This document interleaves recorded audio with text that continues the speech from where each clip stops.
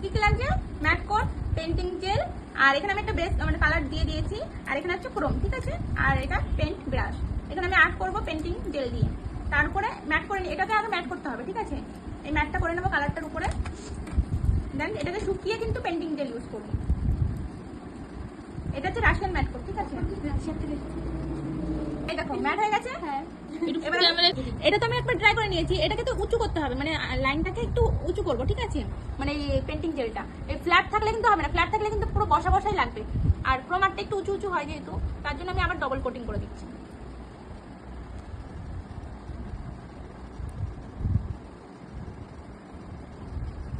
করছি